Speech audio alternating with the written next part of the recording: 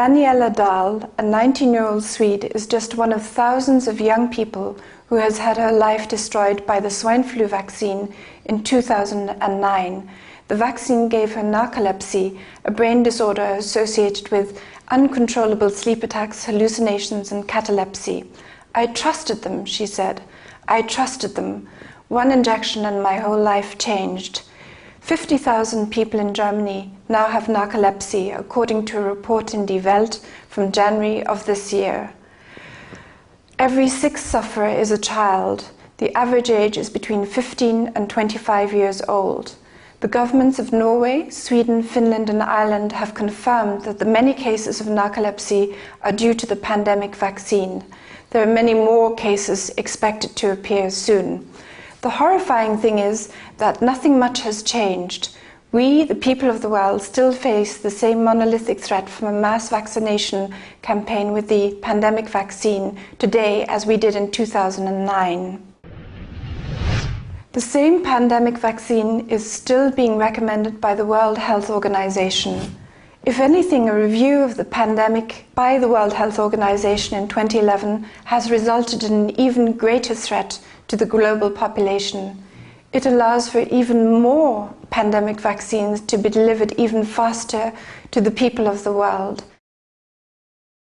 The biggest change in 2011 is the privatization of the pandemic virus warning system. Here we have a clear conflict of interest. Big Pharma, which stands to make the most profit from declaring a pandemic emergency, now has control over the World Health Organization's pandemic warning system. Pharmaceutical companies like GlaxoSmithKline have become key stakeholders in a network of WHO laboratories scattered around the globe, which is supposed to track the progress of a pandemic virus. The secret influence of big pharma companies on the World Health Organization vaccine policy in 2009 has since been exposed. WHO even changed the definition of a pandemic to be able to declare a pandemic emergency level 6 and trigger multi-billion-dollar contracts for big pharma. Baxter nearly started a global pandemic in 2009 when staff contaminated 72 kilos of the seasonal flu vaccine material with the deadly bird flu virus at its biosecurity level 3 facilities in Austria. Baxter had also pre-negotiated contracts to sell the pandemic vaccine. It has since emerged that Baxter is a site which is critical to US security, according to leaked diplomatic cables published by WikiLeaks. The question is, who runs this biosecurity facility? Is it the CIA? Is it a secret bioweapons lab? How could an incident of the kind that occurred in 2009 happen at Baxter's facility? It gets worse. The same pandemic vaccine is not only being recommended by the World Health Organization, WHO has announced plans to stockpile 150 million doses of pandemic vaccine. The purpose is to deliver the toxic vaccine even faster to the population of the globe. Pharmaceutical companies have also announced plans to transfer vaccine and adjuvant manufacturing technology around the globe to make sure everyone can be given these jabs more quickly. In 2009, plans to vaccinate 6 billion people around the world were activated by WHO. Yes, 6 billion people. Remember all the hype about a virus which could kill 95% of the population? Remember all the reports about crematoriums and mass graves? Imagine if the pandemic vaccine campaign had succeeded. There would now be millions of people around the globe, overwhelmingly young people like Daniela Dahl, suffering from narcolepsy and other autoimmune diseases. In 2009, France came closest to declaring martial law over the pandemic. Hundreds of vaccine facilities were set up around the country. Many of them were specially secure facilities with windows with iron bars, for example. Police actually marched into hospitals and forced doctors and nurses to go to these centers to administer the swine flu pandemic vaccine. In the end, only 6% of the French population took the swine flu pandemic vaccination because of the information available on the alternative media. The vaccination campaign in France was abruptly stopped when a group of activists filed charges of mass poisoning in a civil court in Paris against the French health minister Roselyne Bachelot at the end of 2009. Her lawyers couldn't find any answer to the evidence. After the first day of the court case in Paris, Roselyne Bachelot appeared on French TV and announced the end of the vaccination campaign, which was originally designed to vaccinate 100% of the French population by the end of January of 2010. This mass vaccination campaign was triggered in spite of the fact that the swine flu virus was so mild. Only 29 people, according to official figures, died of the swine flu in 2009. 3,000 people usually die from a seasonal normal flu every year.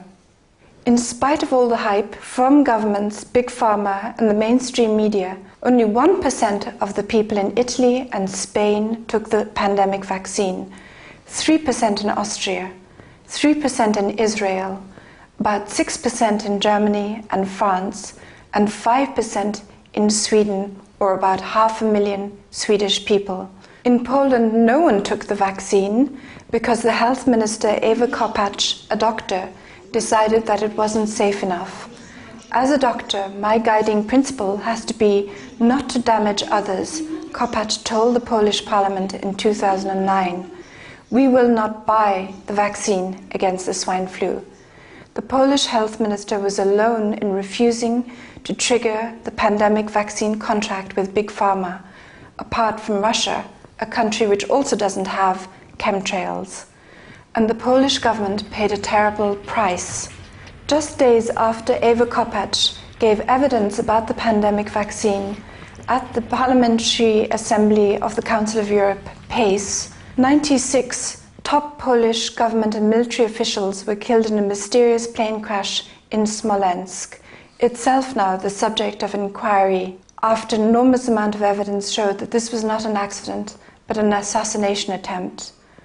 The head of the PACE inquiry, UK MP Paul Flynn, dropped all mention of the scientific evidence that the swine flu vaccine adjuvant was damaging, the very reason that Kopacz, a doctor, had refused it.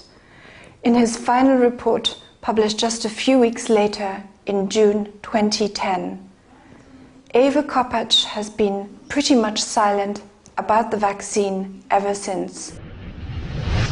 The PACE inquiry was a fraud and persuaded people that something had happened when nothing fundamentally had changed, and we face the same monolithic danger of a mass vaccination campaign with the same toxic vaccine as in 2009. Paul Flynn and PACE did not examine the evidence that the pandemic vaccine is dangerous. He excluded the issue of the political and military factors involved in a pandemic level 6 emergency declaration. He did not examine the issue that we can be given this pandemic vaccine by force, and there are provisions for forced quarantine. The PACE inquiry lulled people into thinking that effective action had been taken when no effective action has been taken.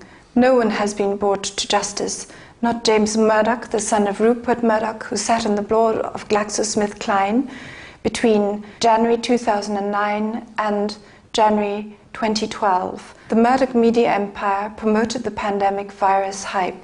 Justice has not been brought to Andrew Whitty, the chief executive of GlaxoSmithKline, the pandemics manufacturer of pandemics. Andrew Whitty was even awarded a knighthood by Prince Charles in May of this year. The managers who nearly started a global bird flu pandemic in Baxter in 2009 have also not been brought to justice. Alex Jones and InfoWars played a key role in promoting the PACE pandemic false investigation. From the very beginning, Alex Jones promoted the virus hype. It was only when information about the vaccines began to circulate on the internet that Alex Jones followed the wave to retain credibility. From the beginning, he excluded all the main critics of the pandemic vaccine, like Dr. Rebecca Carley and myself from his show. Alex Jones even lied to his listeners about the reason why I did not appear on his show.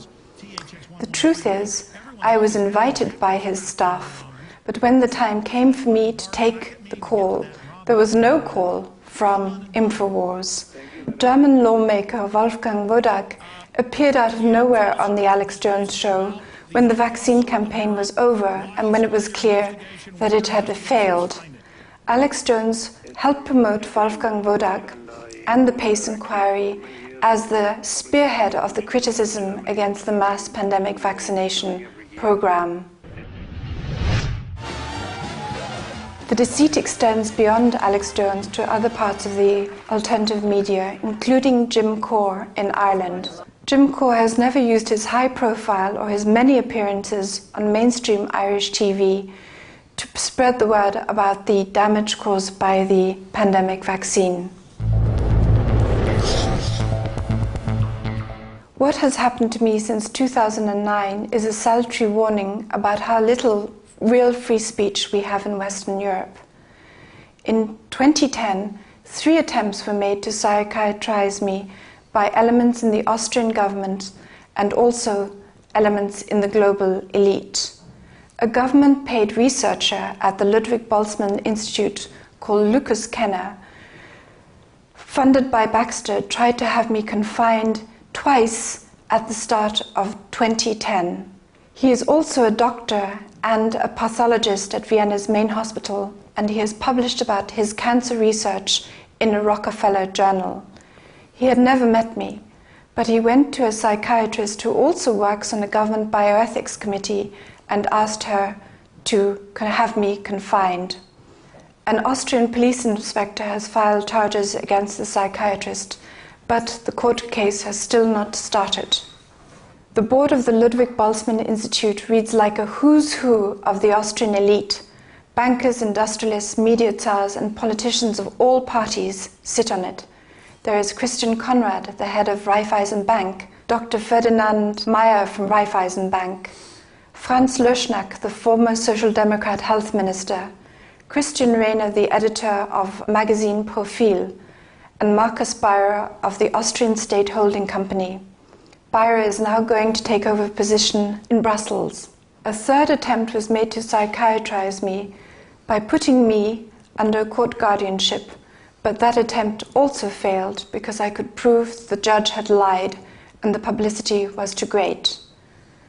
I am an experienced medical journalist who has written for the Nature, the Medical Journal, the Scientist, and many other publications. I presented facts and documents about the pandemic and the pandemic vaccine. What I said has proved to be accurate. That is why the globalist elite wanted to eliminate me. The stage is now set for another event to trigger a pandemic. This time, an act of bioterrorism could be used. Albert Osterhaus, a key advisor to the World Health Organization, claims to have found an especially deadly variant of the bird flu virus. This was published in Nature just a couple of weeks ago. Osterhaus also had shares in a firm producing the swine flu pandemic vaccine in 2009. The Olympics in London, for example, would be a perfect opportunity to spread some toxins and spark yet another fake pandemic and push for a global mass vaccination campaign. This time, WHO laboratories controlled by Big Pharma would hype the virus even more than they did in 2009. There are more and more signs that the global elite are planning a pandemic scare soon. In May, the government of Burkina Faso in Africa ended a major pandemic emergency exercise based on a scenario where a virus like influenza appears in a remote village. In spite of all the huff and puff, we face the same danger today that we faced in 2009. The same toxic pandemic vaccines can be given to us in the event of a pandemic emergency level 6. Big pharma companies have got greater control over the WHO's pandemic early virus warning system, allowing them greater opportunities for virus pandemic hype.